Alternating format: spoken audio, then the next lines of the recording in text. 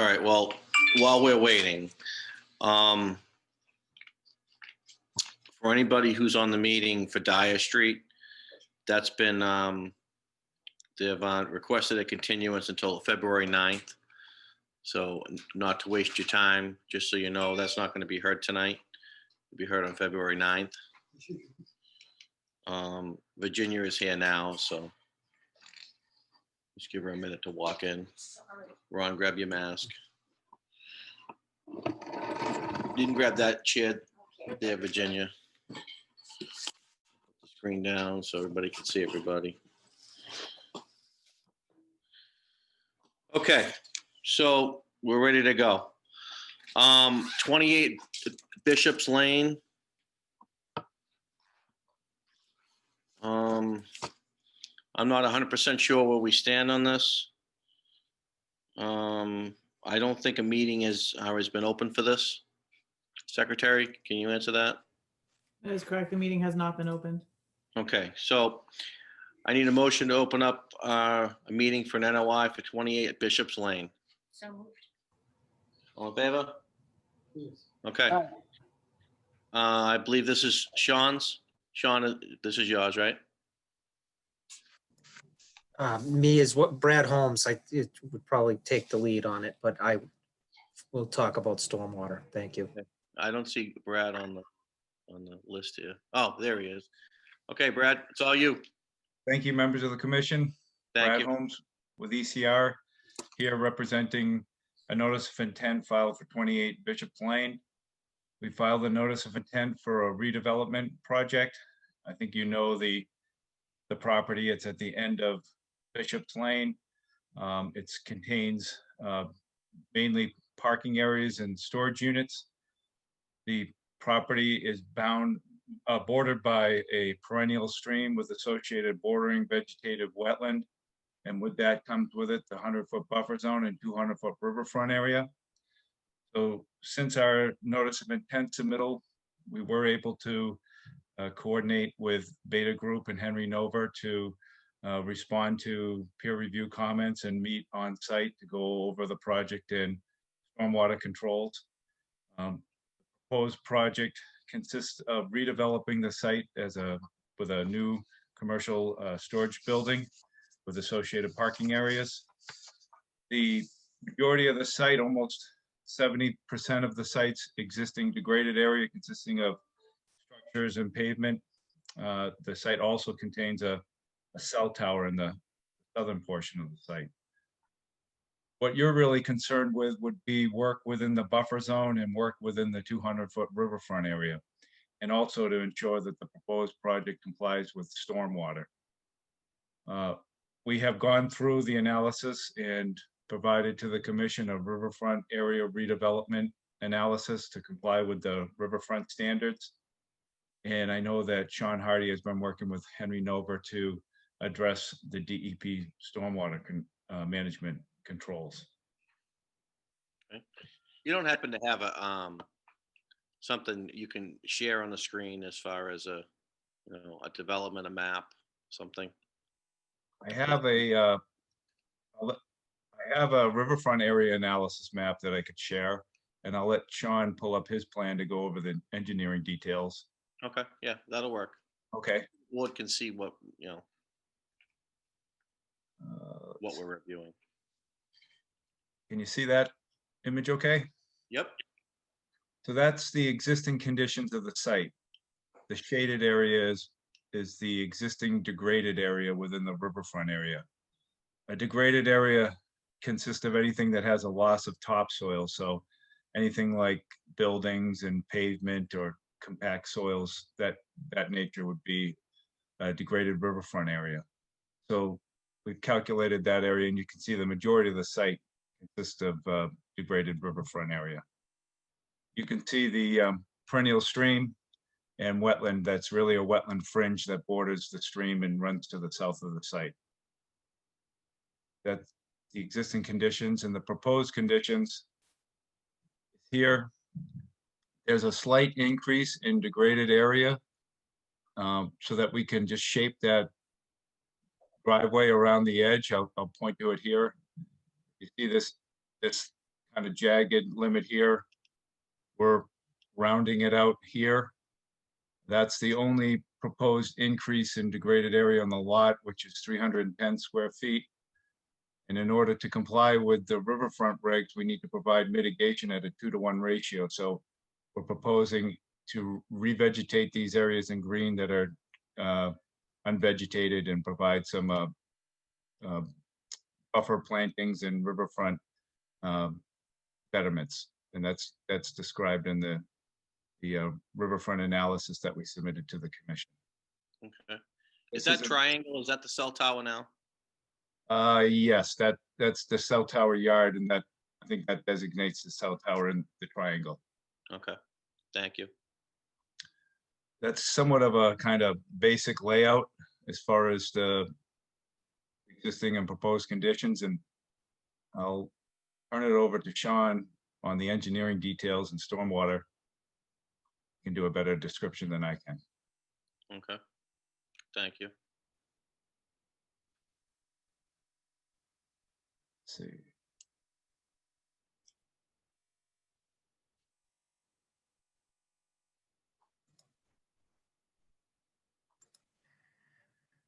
Okay, thank you, Mr. Chairman and Board. This, as Brad said, so the proposal is to take in this area that you saw in the existing condition there, it's got storage containers and in and along this back here. The proposal is to remove those storage containers and consolidate into one proposed storage building with the required parking spaces. There's 9 required parking spaces for zoning. The result of that is an increase of 2,375 square feet of impervious area. So that triggers the stormwater management standards. This has gone a few, we had submitted earlier in the year and got some feedback back from Henry Nover. And at his direction and request, and it turned out to be a wise request, we dug a test pit and found out that groundwater was at elevation 50. So at that time, we had proposed some Caltech chambers that were deeper chambers.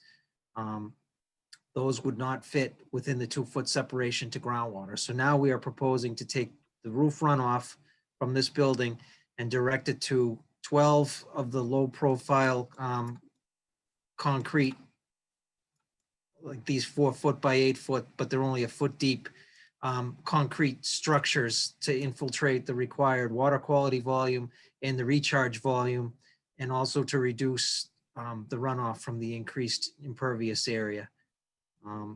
Also in the last submittal, this plan you're looking at is the latest revision, and I believe you also got a letter from Henry, but I know he is here, that this satisfied his request for the stormwater management policy part of things. We also provided some groundwater mounting calcs to make sure that the system can be dewatered within the 72 hours as required. Okay. That summarizes the stormwater side of things. So basically, this is at the end, this is Town Line Industrial Park, right? Or Yeah, Town Line yes. Park. Correct? Yes. Correct. The Town of Hanover's just along that. Right, The top there. okay. Does the board know where this is? It's right next door to the highway department. Okay. All right, it's the park to the left of it. You drive in and this is at the end of the park. At the very end, there's a cell tower. And the area that they're looking at is on the left-hand side at the end, and right now there's storage containers there. I'd say there's probably about 20 or 30 of them there, at least, somewhere in that vicinity. At Yes. least. Yeah. And there's a gravel driveway that kind of surrounds the containers. So it's already kind of a developed area. I'll let Caitlin take her piece, and then Henry can speak on his piece, and then the board can go from there. I just wanted to give the board a kind of an update on where this is, because I don't know. Didn't they add more before? They came to us before, and they added some storage containers in. No. No. This is Bob Manzella's site. Those way down. I think that, I think the storage containers you're talking about is a different site. So, okay, Caitlin?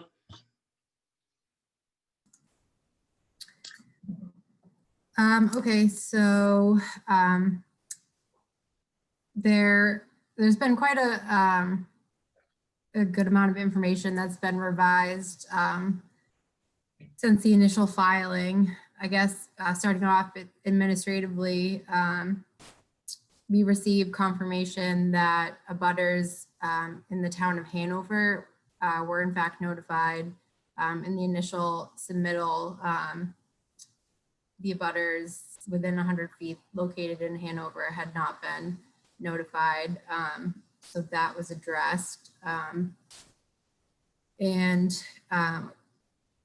As far as my understanding goes, the applicant has dropped off the necessary fees, the filing fees, as well as the peer review fees at the town hall. I think I believe Carrie, that. if that's not correct, feel free to correct me on that. And they're back from our original comment letter, which was in June of 2020. There were several things that we wanted to see on the plan, such as the 200-foot riverfront boundary, the 25-foot no disturb, a clear limit of work, etc. And all of those have been added to the plan. So that's adequately been addressed. And I believe that was the plan. The latest plans were stamped by a PLS, and utility trench details are shown. So as administratively, all of our comments have been addressed. Great. And our other major comment had to do with riverfront area. And as Brad stated, they submitted a riverfront area analysis, which quantified, the amount degraded, the net increase, and it was found that they did in fact have to provide some mitigation. So according to the regulations, they would have to restore at a 2-to-1 ratio. And since they would be are proposing to alter 310 square feet, that would mean they would have to restore 620 square feet. And currently they have a proposed 750 square feet. So that regulation is met. And let's see, I believe the riverfront area analysis also addresses comments that were made by Mass DEP. The comments from Mass DEP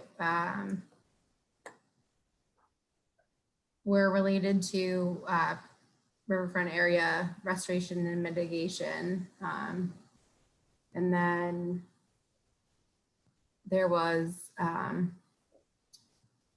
another comment from DEP actually stating that they wanted to have a special condition in the order stating that any future alteration within the restoration and mitigation area is not prohibited. So if the commission were to approve this project, that would have to be one of the special conditions. It's not prohibited or not permitted?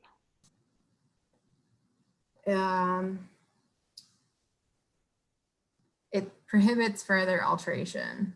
Okay, yeah. I used a double negative there, by accident. As far as things that have not been addressed, on our end, in our original letter, we had recommended that the applicant use silt sacks in the existing catch basins. So we would recommend that as a special condition, that all existing catch basins have silt sacks installed. And also, as Sean was mentioning, there's high ground watering portions of the site. So any potential dewatering, especially if anticipated, a plan needs to be submitted to the commission for approval prior to any dewatering into resource areas. So there should be some special condition, or we recommend there's a special condition kind of detailing the protocol for any dewatering that might take place during construction. Yes, Um, please add that into the special conditions of dewatering plan. Okay.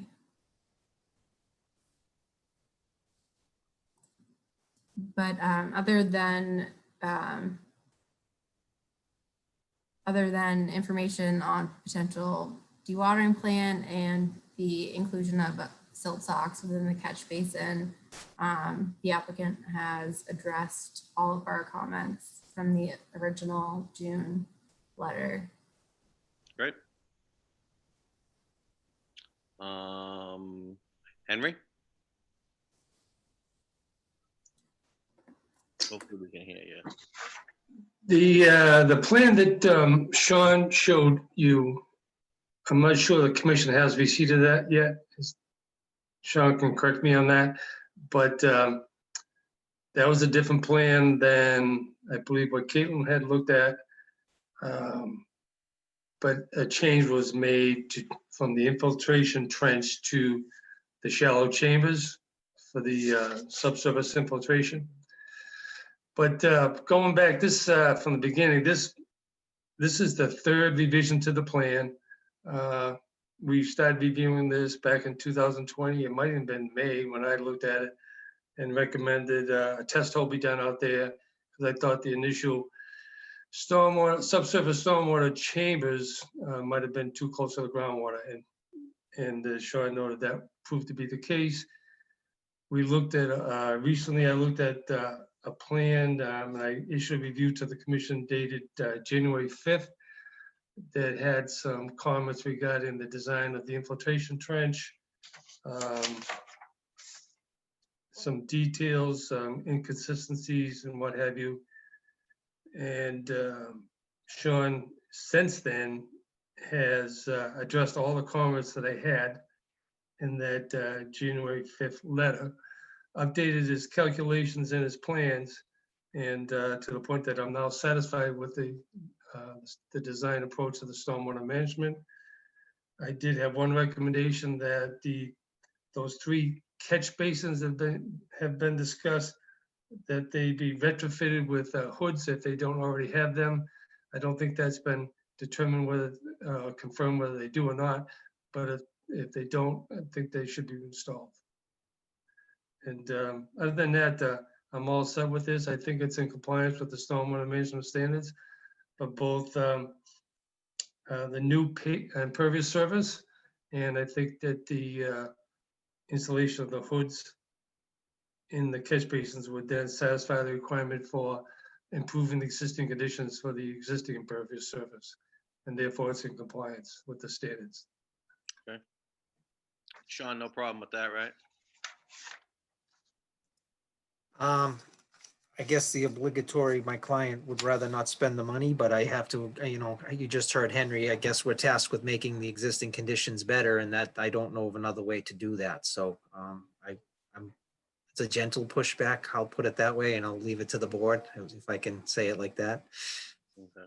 I think you know where the board's going with it. Yep. So, yeah. Just going back to Caitlin, as far as the silt socks, I mean, is that something that's installed in the catch basin, or is that something just around the catch basin for construction, or I'm a little confused on that.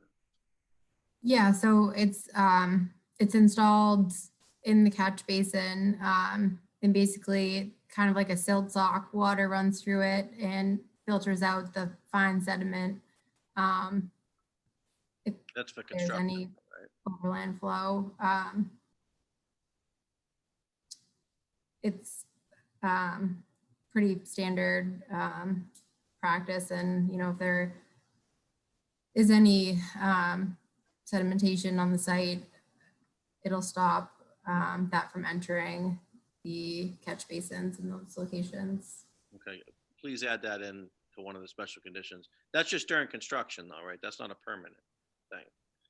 Yes, so that would just be during construction, when there's earthwork happening. Yeah, I mean, that sounds pretty standard to me, so.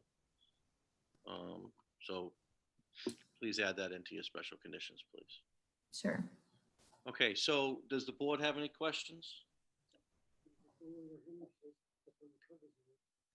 I kind of described the site to everybody. I think everybody knows where it is. Charlene, Hello? you guys have any questions?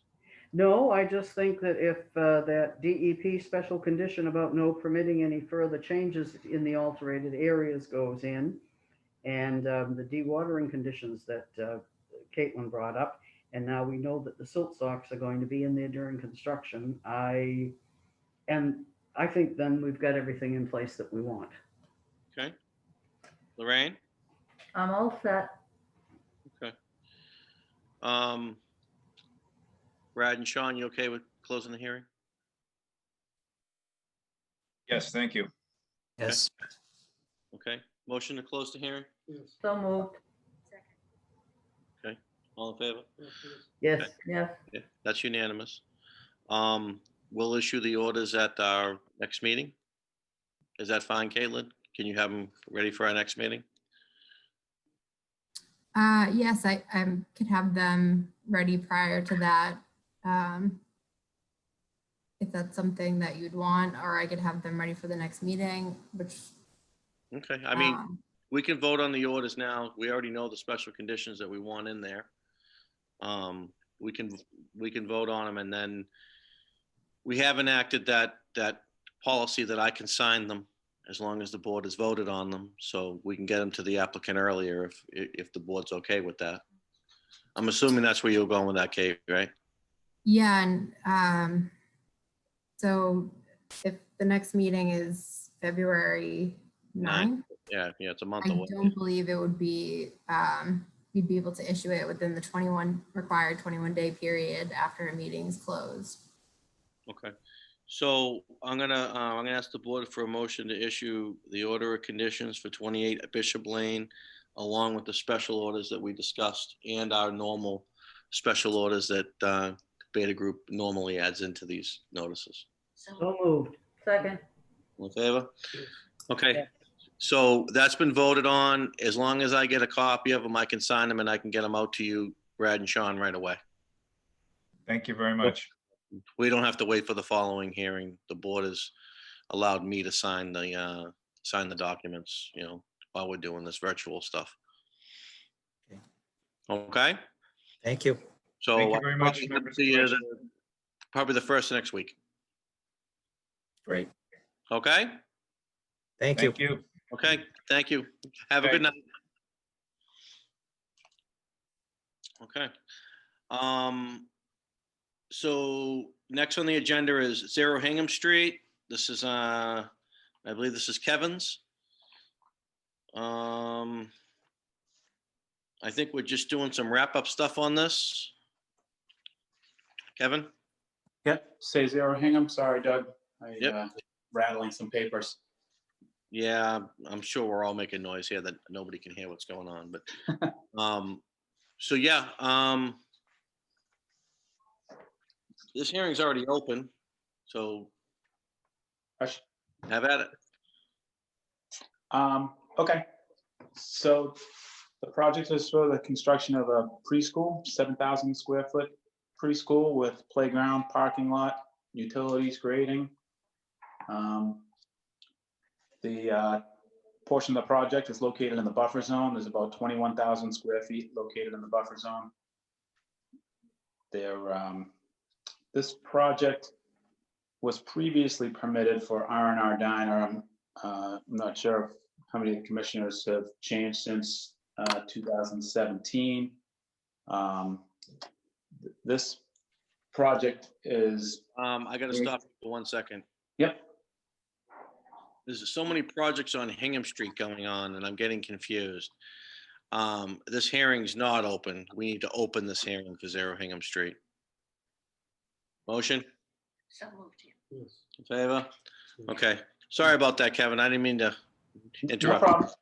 No Go ahead. problem. Do you want me to share the screen so you can see it, or do you guys? Please do. Whatever you can do to help us along here, we would appreciate. Yeah, let me see if I can get this. I think this is Yes. what. You guys see that? Hingham Street. Okay, go ahead. Yep, we All can. right. see it. I'll just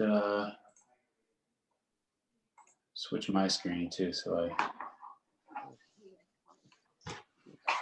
And, On the other side of Hingham Street.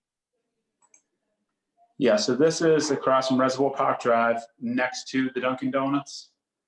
It's a vacant lot. It's been vacant for quite some time. Oh, yeah, okay, yeah. We all remember this lot. Go ahead. We're all looking forward to going to a diner, but that project ran out of money. The owner marketed it again, and Primrose Schools has it under agreement as ADA architects, in this case for the notice of intent. The R&R Diner was approved and got an order of conditions. We designed this project to be within the same limit of work as the previous order of conditions and R&R Diner approval. We want to minimize work within the buffer zone as much as possible, and we were trying to maintain the no disturb zones that the commission prefers. Based on the site layout, this actually fit perfect for the school. The area to the rear of the building is the playground, and the area to the front of the building is the parking lot. So the limit of work is bordered by an 18-inch silt sock to mitigate erosion and construction, mitigate erosion and sedimentation during construction.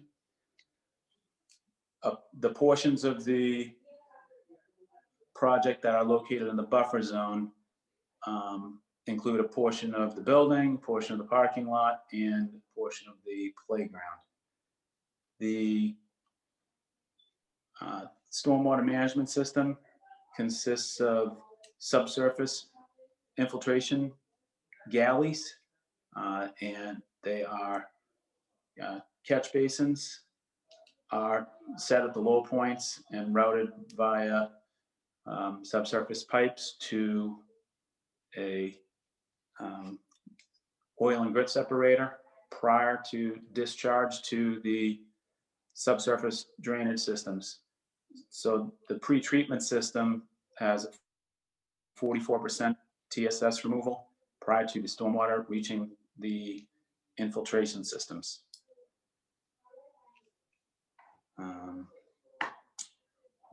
So the project is also partially located within FEMA flood zone. The areas you see highlighted in green and orange are the areas of fill and replication. They're approximately 1-to-1. They are located at the limit of the flood zone, which has been established by a LOMA from FEMA. So it's right along the elevation 133 contour. So there's an area, of course I can't read the green here, hold on. About 780 square feet or 6 cubic yards of fill in the flood zone, and then there is 500 square feet or 7.6 cubic yards of compensatory storage proposed. It is connected hydraulically to the same flood zone and water resource. So it meets the standards for work within the flood zone, and it is a small area. So again, the project is disturbs approximately 21,000 square feet of the buffer zone. The total project is a little over an acre. The site contains 13 acres, so we're only utilizing a portion of the entire property. And we are located as close to the Hingham Street as possible and as far away from the bordering vegetated wetland as possible. I'll be happy to take any questions from there. So the 25-foot no disturb zone, we've met that in this project? We have not. There is one area next to flag 10 that we are closer.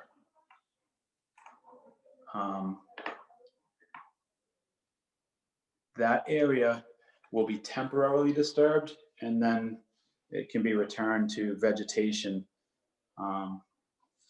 So this area right in here, there's a retaining wall to try and maintain the 25-foot no disturb to this point here. And then this area here will be, that area needs to be disturbed in order to meet the setback.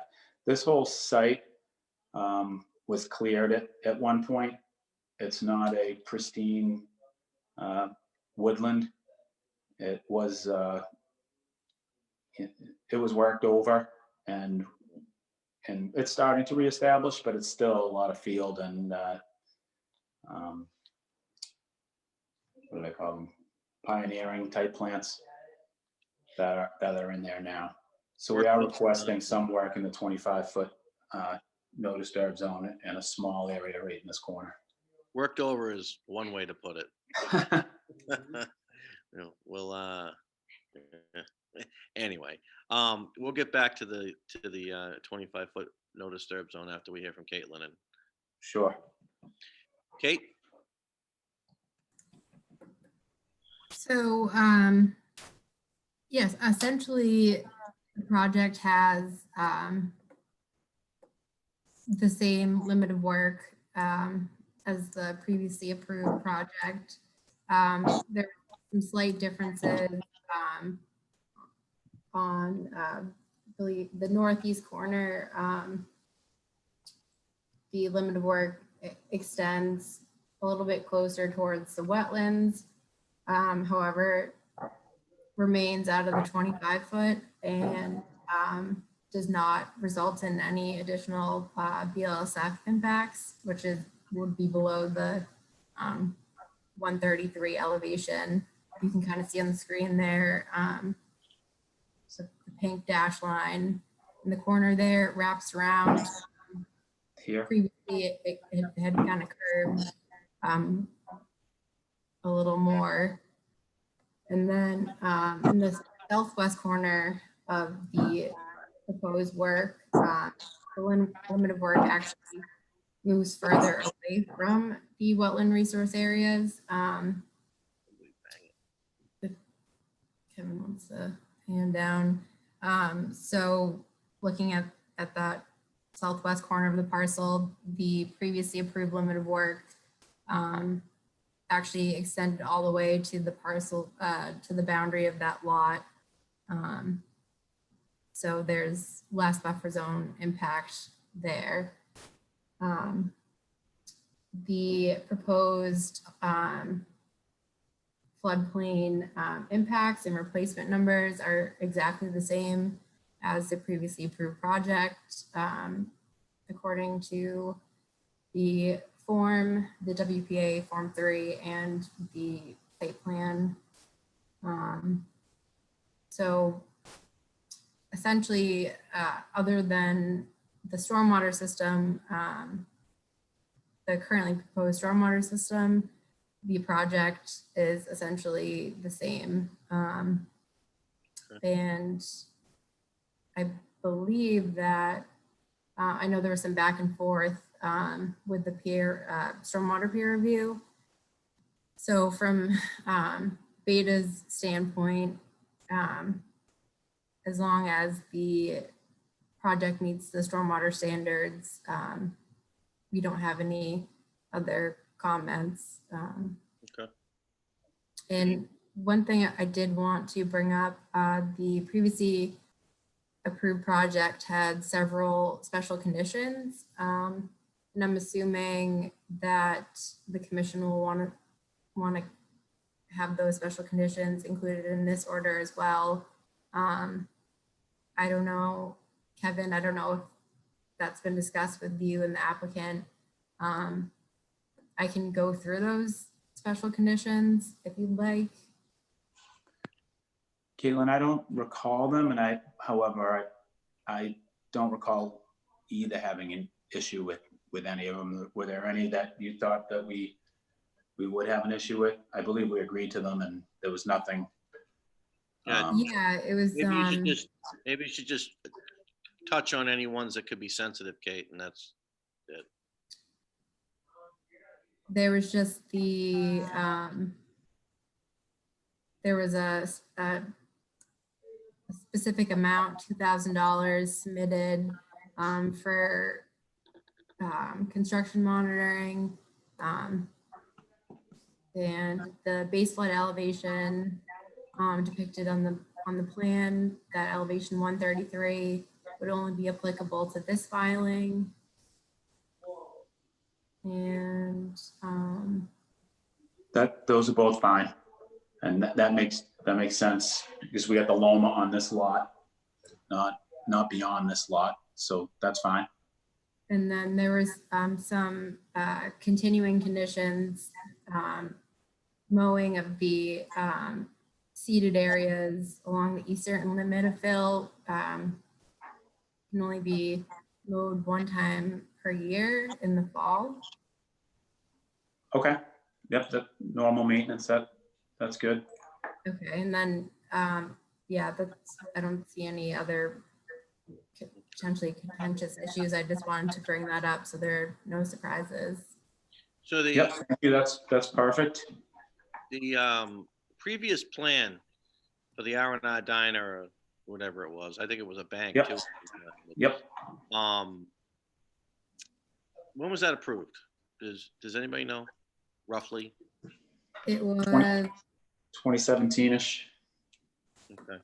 So just for the board, just to keep in mind, that was prior to our 2019 town meeting of having a 25-foot no disturb zone bylaw instead of just a recommendation, which is what we did prior to May of 2019. So the only, actually, let's hear from Henry first before we go. Henry? Yeah, before I go into the stormwater, I think I might want to just touch base on the DEP comments about wetland changes on this piece of land. Caitlin, you might be able to discuss that too. I think that talks about prior alterations back when Caparata owned the property and had been restored under a consent order. I'm not really sure what they were getting at in the DEP comments. But I think Kevin needs to make sure that he addresses DEP on that. Am I confused with another project? No, you're correct, Henry. That's exactly right. And I did respond to Marty's comments on that and CC'd DEP.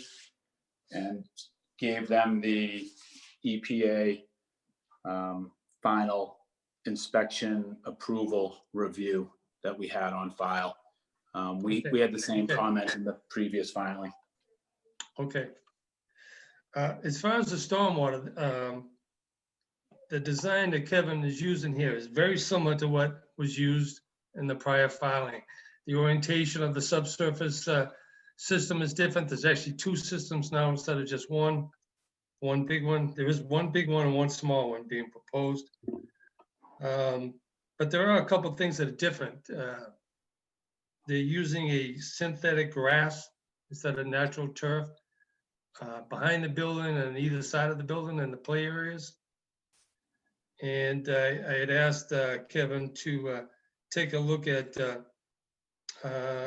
the curve number that he used in his hydrologic analysis and provide documentation for that.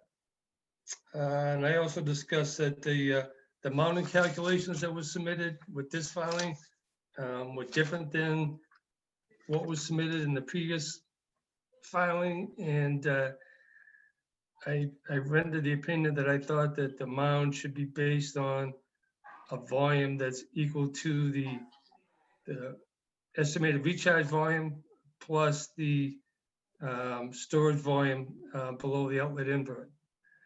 Because this system is going to be recharging continuously during a storm, and that's a considerable amount of water. And then it also has to drain what is stored below the outlet invert when the storm subsides. That total amount of volume will go into the ground below the system, and I recommended that's what it be used for his mounting calc. In his mounting analysis, I also asked him to document some parameters that were inputted into that analysis and discussed some details of his outlet riser pipes in the subsurface infiltration system, and made a recommendation on a change to that. I also touched base on the floodplain issue here. And I suggested the cut and fill calculations need to be submitted, even though nothing changed on that, they weren't part of this filing. They were submitted in the original filing, but I don't remember seeing them in the filing, Kevin. So that's why I made that comment. He has now submitted that information, and as far as the floodplain compensation, I think he's all set. I did get yesterday, after the close of business, late in the day, I got a response letter back from Kevin where he addressed my comments. And there's a couple things in there that are still outstanding as far as I'm concerned. The curve number for the synthetic turf, I think, is still an issue. Kevin's response was that this turf has a high permeable infiltration rate or permeability, and it's underlain by clean aggregate and a ½ inch of screening as a leveling layer. That information is not shown on the plans. And I also would suggest that that be looked at in a different way. The HydroCAD software, their manual actually recommends that synthetic turf be actually analyzed like a basin, like porous pavement, because this is so highly permeable, there really isn't any runoff. All water will infiltrate through the turf and be stored below it. And whether or not the aggregate base and the screening layer will allow enough storage or infiltration to the natural subgrade is a question I still have. And I think that ought to be looked at. And secondly, there was some talk here. Kevin agreed to increase the size of the standpipe as I have recommended. But when I looked at the design of the standpipe, it looks to me like there's a potential for short circuit. The standpipe's going to be sitting in the middle of the subsurface structure, down through the base stone, and have its own stone base as well, crushed stone base. And I think when the mound comes up, or even the exfiltration from the system, there's a possibility that it's gonna fill that, get into the riser and go out the outlet. So maybe the bottom of that outlet should be sealed with a cap that's watertight, so that there won't be any short circuiting of the system. And that's where I have it now. And it's also on the plan, there's still a number of notes to the size of the risers being to be still 12 inches. I think that's on the detail sheet. They shows profiles of these systems. So I think, to be clear, I think all those labels should be 18 inches, if that's the intention. And that's all I have right now. Okay. All right. Does the board have any questions on this? Lorraine, Charlene, we'll let you guys start. Is there a snow removal plan with this filing?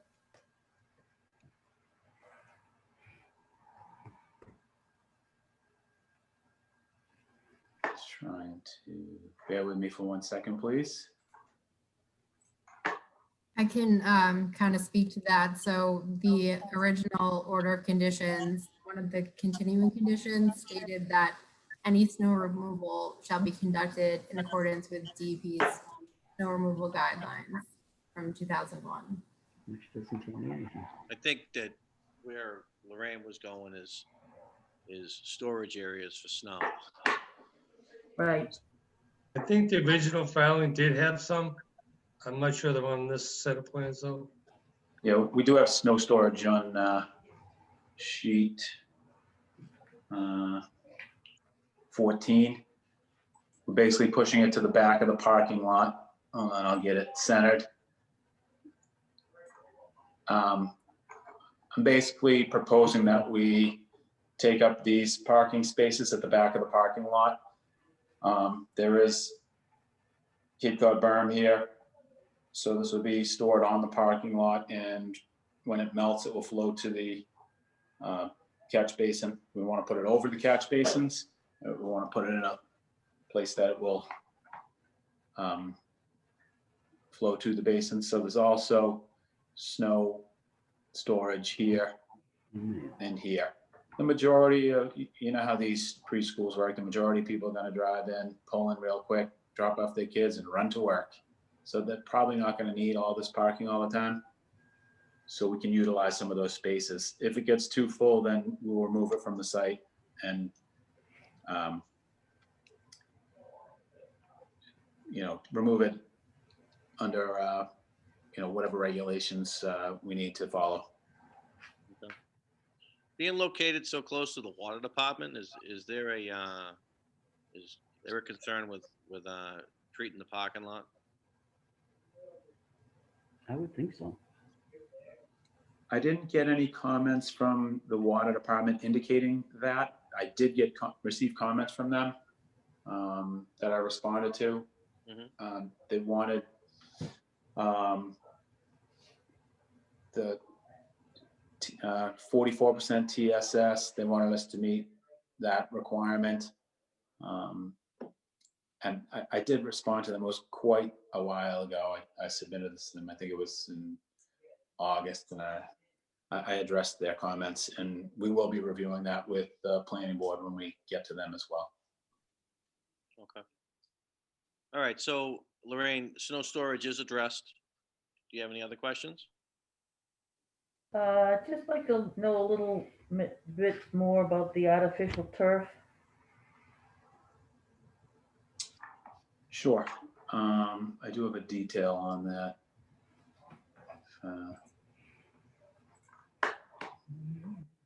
It's a turf called X-Grass.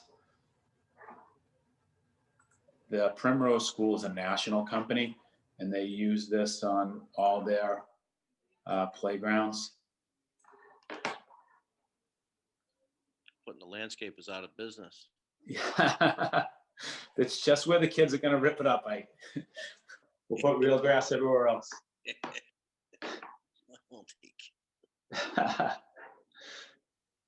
So as Henry explained, this is highly porous synthetic.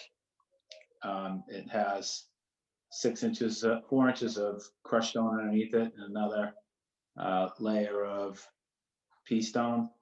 So the water flows freely through it. It's low maintenance, low heat. Again, these guys are a national company and they've had good success with this grass or synthetic.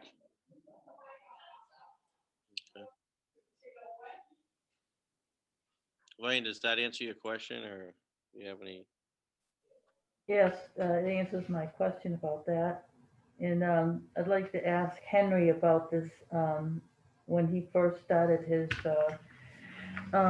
report on the stormwater management, there was a section that said that I generally believe the system will adequately treat the stormwater runoff, but may not sufficiently control the runoff to prevent storm damage of the wetlands.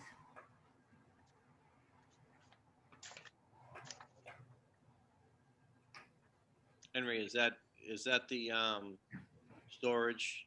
Yeah, that had to do a lot with whether this curve number that he's using for the turf is correct, whether or not there was a short circuit of the subsurface infiltration system.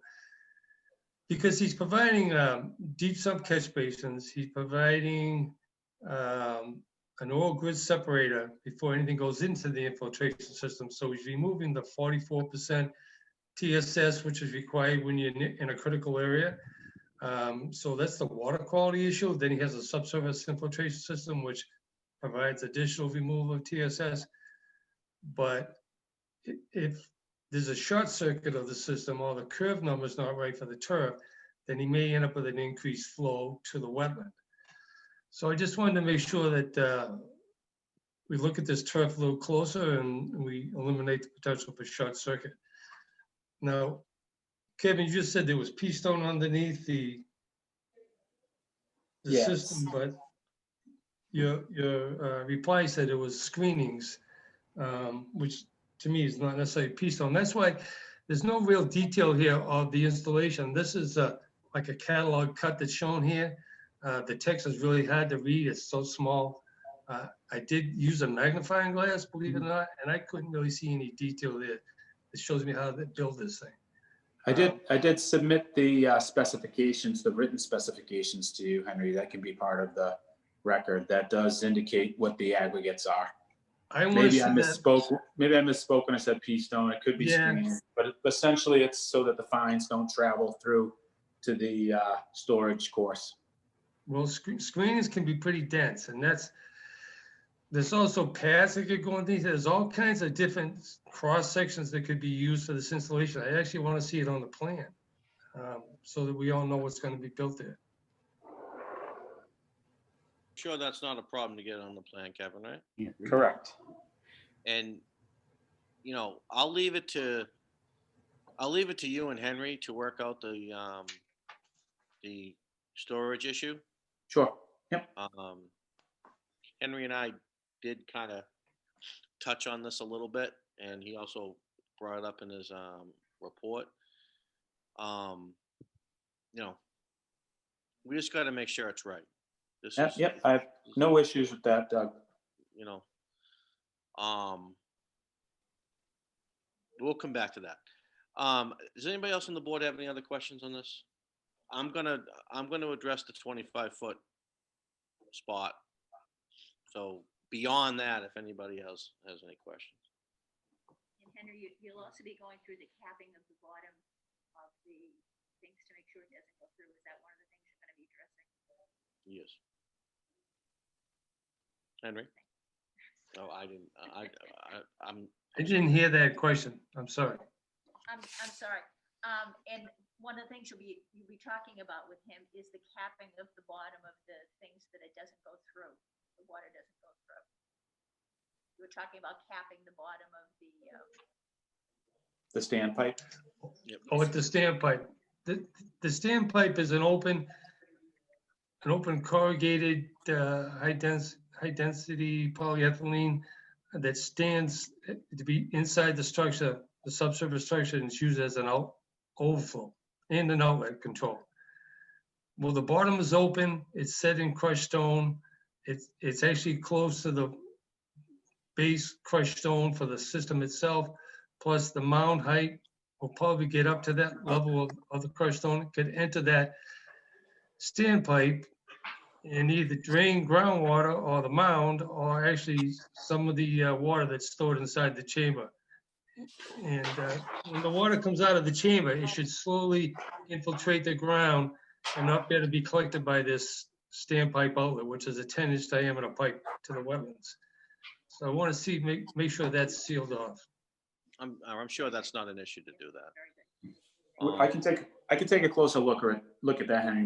My thought was, in your letter, you had indicated something about maybe that it was a perforated pipe. So I may have misunderstood where you were going with that in my response. We use these standpipes somewhat regularly.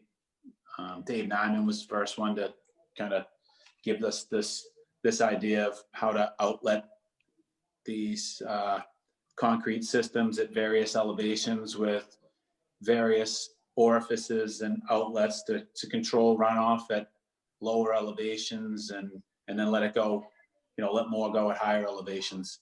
So we've been utilizing that. I can certainly look at capping the bottom and making sure that we're not short circuiting the system. I didn't follow what your comment was from, the way it was written. I may have just misread it. No, I actually thought it might have been perforated at one point. I really, it wasn't clear to me. And quite honestly, Kevin, this use of the standpipe came up late in the design review in 2017. It only showed up on the last issue of the plans. And, the issue of short circuiting, I may have missed that at the time. So I think it's a good time to take a look at that now. No problem at all. I can look at it. Okay. All right, anybody else?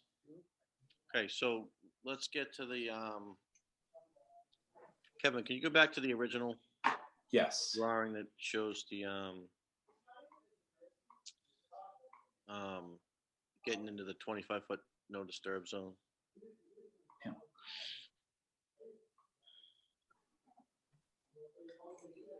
The green area there. So, like I said, when the last project was approved, we had a 25-foot no disturb recommendation. Now we have a bylaw. Two totally different things. But from what Kevin is saying is this small area will be disturbed but then restored. Is that correct? Just so Yes. we're clear for the audience. Correct. We have a planting plan showing that we're going to plant it with New England buffer mix in that area and along these slopes. So everything outside of the pavement and just the shoulders is going to be naturalized. So when the project is complete, let's just say, you'll be able to maintain the 25-foot no disturb zone. Correct. Okay. Caitlin, you have an issue with that? No, I don't have any issue with that. As Kevin was saying, they have a planting plan. They actually proposed several different seed mixes, all of which are adequate and that we use on our own restoration sites. And along with the condition of the no mowing, those grasses will be able to become naturalized and actually will probably provide more habitat than the What's there? vegetation that's out there. So the main reason I'm bringing this up is it's not a bone of contention with me. It's perfectly fine. Just want to make it clear for anybody that's maybe viewing this now or maybe in the future, that the board takes the 25-foot no disturb zone very, very seriously. We always have, but now that we have a bylaw, we enforce it. best we can. And in this case, I mean, we can poll the board to make sure it's okay with everybody, because I'm not the only board member here. Such a small area, gonna be restored. And at the end of the day, it's gonna be 25 foot all the way around the project. I don't have an issue with it. So I would rather go around the board and make sure there's not an issue with it. So somebody or whatever can't make an issue after the fact with this. So Lorraine, Charlene, you okay with it?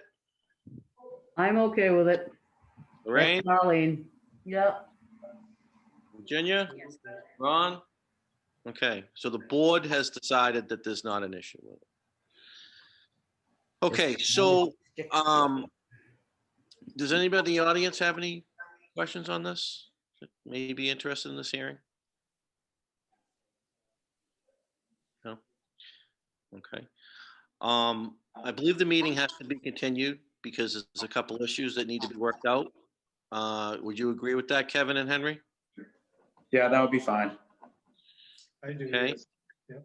What we can do is because, you know, they're relatively minor issues and I believe they'll be worked out prior to our next hearing, we can have everything set in place so everything can be finalized, orders can be issued and signed at the next hearing, so that, you know, it won't go past that.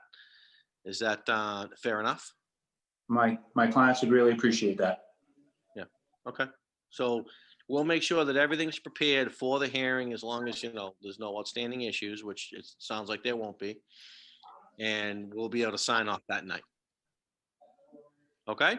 That sounds great. Thank you. Okay, so this hearing will be continued until February 9th. Okay? Thank you. Very, very good. Thanks for your help. Have a good night. Yeah, you too. Thanks. Can I have a motion, please? Motion to continue the hearing until February 9th. All in favor? Okay, that's unanimous. Okay, what's that? Nobody said no. All right, Kevin, you can stop sharing your screen there, buddy. Okay. We don't want anything strange showing up there, do we? Well, my kids are taking it next, so. Oh, great. All right, thanks. I'll try. All right, have a good night. All right, so that's it for the agenda.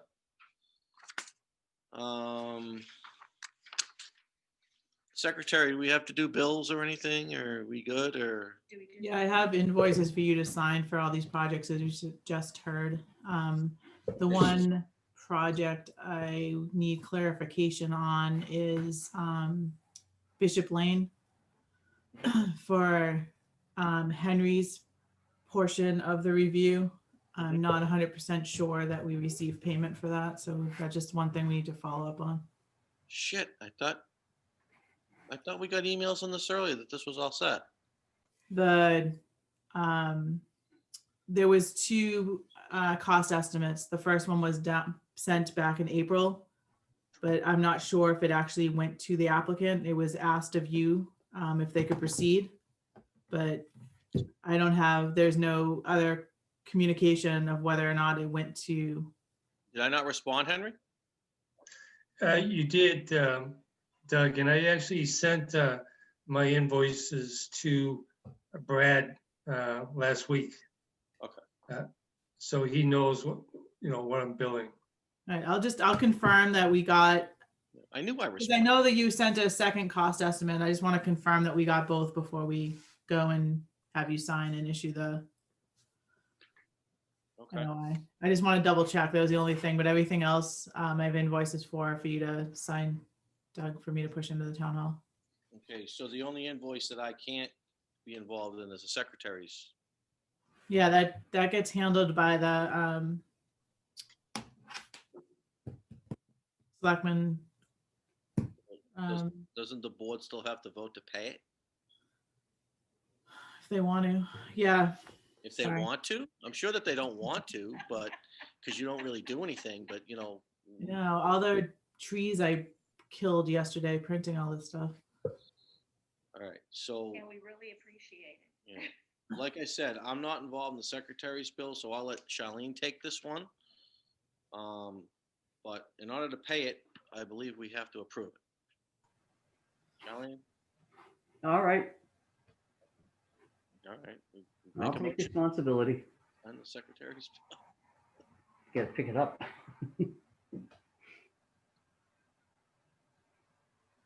make a motion to send the secretary. Thank you. Got to see it so I can approve it, and I'll sign it again. All right, so that's all set. You guys don't need to sign it. It'll get signed by the town hall. Okay. You guys, we don't need to pass it around to everyone to sign. Okay, good. Do we do the minutes tonight? The minutes are gonna be handled at our next meeting because there's so many typos and In a bucket. somebody was not paying attention apparently. Thanks, Doug. That was my reason for commenting on the secretary's bill, to be perfectly honest with you. I mean, we're having a little fun here. We can have a little fun with the secretary, can't we? I Sure. think you can't see my face. Great. Okay, so does anybody in the board have anything that they need to discuss, talk about? Okay. See, Mr. Bromberg's on the meeting. Do you have anything for us? Be a reason you're attending. He's on mute. You're on mute, Mike. Can't hear you.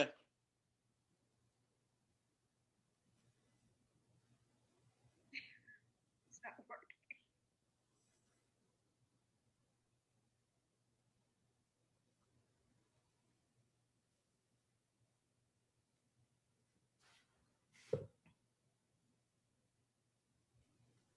Oh, Hello? there you are.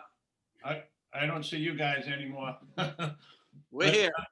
As long as they can hear me, I guess. I don't know what I did here, but I guess I'm in a network or something. But yeah, I do have a couple of things. First, I'd just like to say, really glad to see that 25-foot bylaw in effect, whether it's, restored or, having it in there. So it's good to see that tonight. It's the first time I saw that. But I just want to see if there's going to be any conversation on what took place at the Rinks Crossing. I didn't really plan on it, but I can have Caitlin. Were you involved in that, Kate, or was that Marty only? So I wasn't, I didn't go out to the site that day to see for myself, but I am caught up on the situation.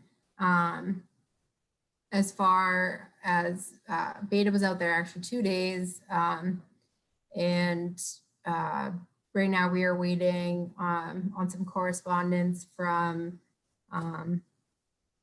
the contractor as to what they plan to do moving forward, as far as how to prevent future situations like that.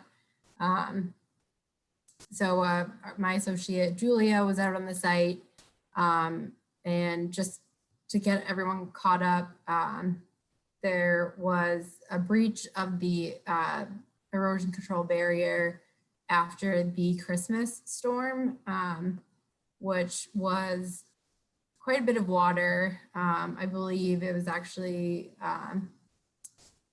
over the 10-year storm amount. And Julia, who has been a wetland scientist for almost 20 years, in her professional opinion, the sediment that was able to move past the erosion control barriers were the superfines that just are so fine that they would not be able to be stopped by that barrier. In speaking with the contractor, they were kind of tossing a couple ideas around of how they can prevent this in the future. One of those potential changes they might be making would be to add a second erosion control barrier actually inside of the current one. So there's kind of two different barriers that would need to be breached And then a second would be to have a frac tank out on site and just do active dewatering just in the crossing area during large rain events. Obviously, that would be the most ideal, but obviously could be potentially cost prohibitive depending on how much rain we get this winter. I did reach out to my main contact today to see if they have their memo describing the incident and what they plan to do. I did not hear back from him. So I will let you guys know as soon as I hear as to what they plan to do. As far as the cleanup goes, they were on site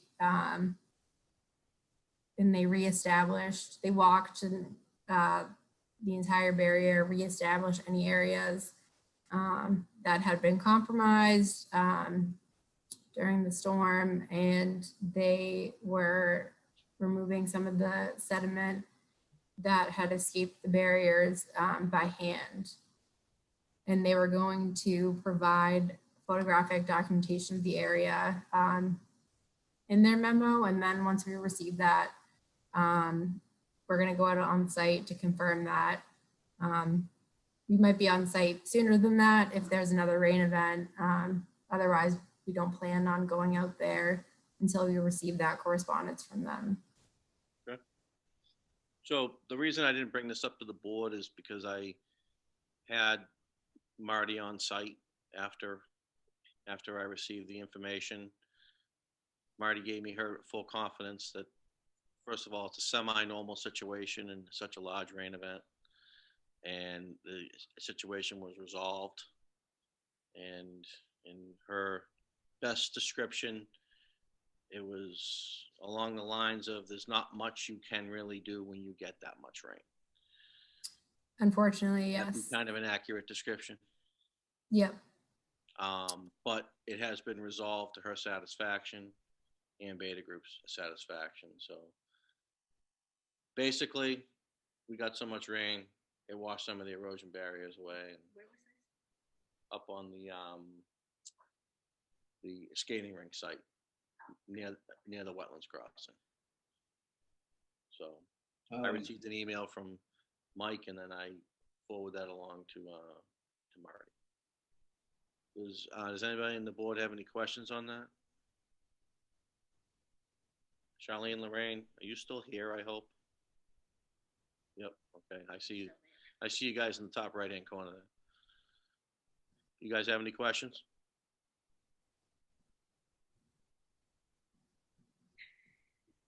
Apparently they don't. Hey, no, we're here. Okay. I was under the impression that when we go through something like this, that we are supposed to be looking at something called a 100-year storm, which means that we would be asking people to do work preparatory to preventing the worst case scenario, not a 10-year storm, but a 100-year storm. So what happened? I believe in engineering terms, and I'm sure Henry will comment on this, a 10-year storm is actually worse. Henry? Because it's fast? No, so a 10-year storm would be less. So it's really kind of, and Henry, correct me if I'm wrong here, it's just an amount of rain or precipitation in inches. So a 10-year storm would be a storm you can expect to see every 10 years. 100-year storm, a storm you can expect to see once every 100 years. Although I know in certain parts of Mass, we've already seen 3 10-year storms this winter. So yeah, a 10-year storm is less rain than the 100-year storm. But it's definitely less rain, but can you comment on that, Henry? I could have swore I talked to you. I don't know if that's what I said, but I do know that erosion control barriers would be pretty hard pressed to handle the peak flow from a 10-year storm from a major drainage way. That's over 4 inches in 24 hours. And, you know, that's something the contractor needs to be on top of and get right after it, immediately after the storm subsides. Get out there, and he should be going out there and visiting that site. I believe after any storm that's 2.4 inches, which is the 10, that's not the 10-year, that's the 2-year storm, or even less. A 2-year storm is about 3 some odd inches. And a 1-year storm is about high twos, like 2.8. That would be the typical storm you might be able to handle with erosion control barriers. I think, Caitlin, if I'm not mistaken, there was discussion, because I wasn't involved in it, but I did hear on the fringe, they might have been looking at using a P-zone dam in conjunction with what's out there now. That helps, but as your colleague said, when you get that very, very fine sediment suspended, there's really not much that can trap that. And we see it happen on a lot of sites. And if there's, usually it's really critical when there's a large area exposed. I don't think this was that big an area that was open to the erosion, because it was flowing perpendicular to the crossing, if I'm not mistaken, right, Kate? And that wouldn't create that much sediment versus having a 2 or 3 acre open disturbed area with runoff washing off it. So it's, it is a problem, but it's something that the contractor should be able to maintain and repair it and clean it up in a pretty regular basis. That's not something you can really design for. The way this is structured, a crossflow like that, because he can't control the amount of flow coming at that crossing. And so this storm happened about a week after they had stumped the area, which I believe contributed to the amount of sediment that was able to be kicked up by the rain event. But yeah, really the best solution would be for them to just construct the roadway as quickly as possible. Like you said, there's really not much you can do or engineer for these types of rain events. Although I didn't hear anything about any potential like P-zone dams. Kind of waiting to hear back from them as far as what they plan to do to mitigate for future storms. Okay. Can I stay on? Yeah. Okay. I just want to kind of bring to your attention a little bit. I think it was only 1.5 inches of rain on Christmas in Rockland. I can check with George next door, he'll know, but the sheet flow comes from the entrance of the parkway, the road end north of the crossing. So can you hear me? Yeah, okay, so when I saw it, I can look at it from the neighbor's property with binoculars. The water was up and flowing over the top of the silt fence. So if that area, there's so much water coming down into that area, it narrows down and then comes onto Forest Street, that it was up over the top of the silt fence. And it looked like the day afterwards, they were actually pulling boulders off the silt fence. So I think they kind of destroyed the silt fence with their boulders, and then the water was actually flowing over the top of the silt fence. So, clearly there's violations there. I don't know. I mean, I'm hoping they had their pre-construction meetings to, so these things wouldn't happen, but they certainly disregarded them from where I can see. So I don't know what 1.5 inches of rain is, what kind of year storm that is, but it didn't take much. I think if you get a good storm, you're going to have a lot of trouble out there. The water coming under Forest Street was crystal clear prior to that. And then after that, for about a week and a half, you know, it started to clean up coming under Forest Street, but it was a lot of silt and mud and everything else coming down. In fact, the pond froze. It was all kind of muddy, the whole wetland south of the roadway. The other problem is that they were mulching the stumps, and they have a huge dump truck, and they were going through the wetland, and the ruts were probably 2 or 3 feet deep.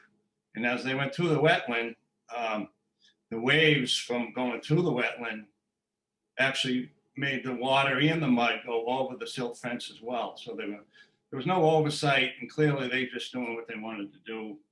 So, you know, we got to, you know, so I just wanted to see, I thought you guys would be talking about it. I didn't know if you had a cease and desist on them.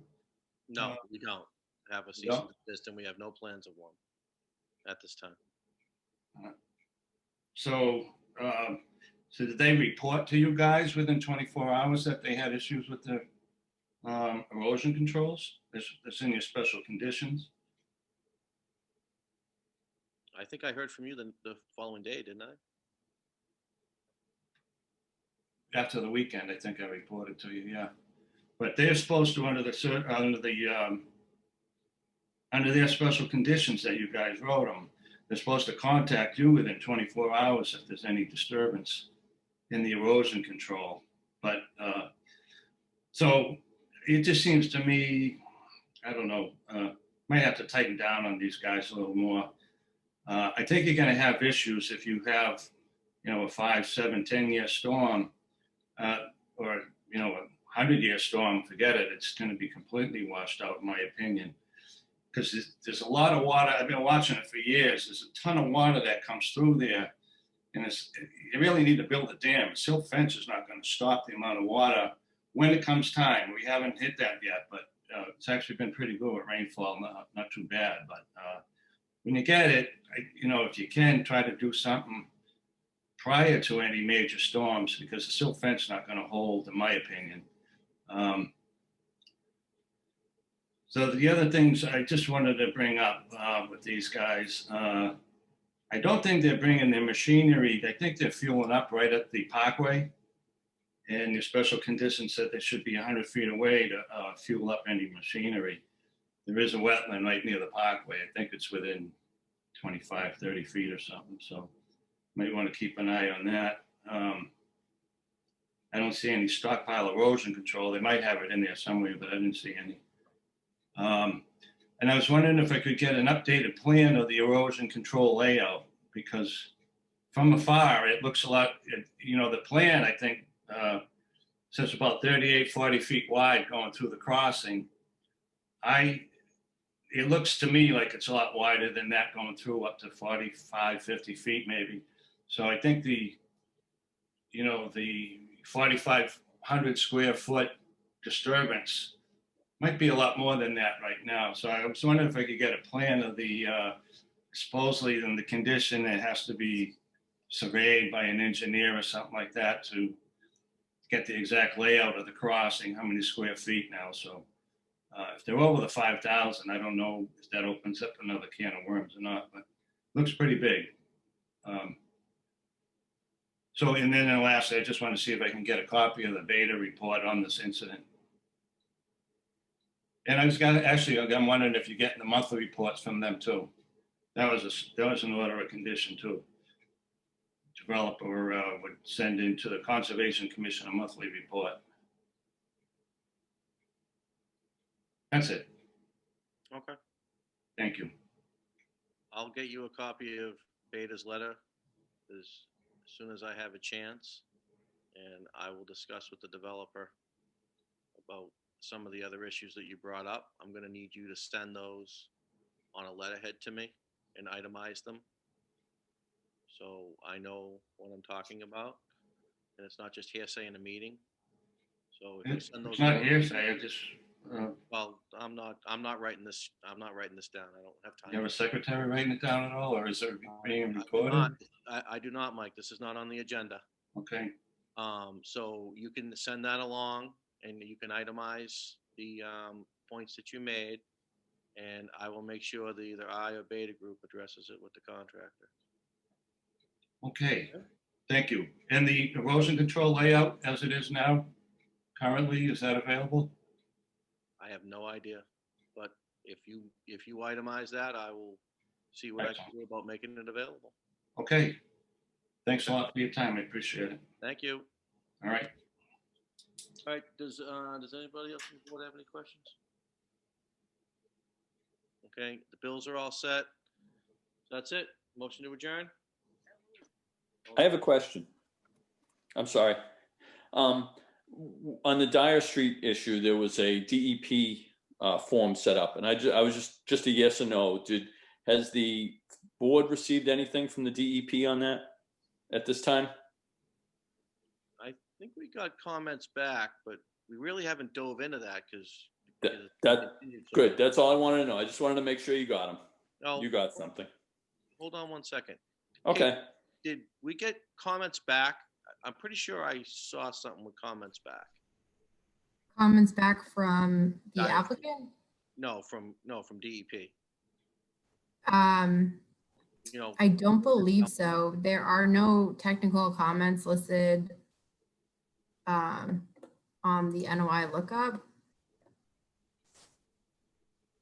okay. So Okay. Thank you. But I will look into that.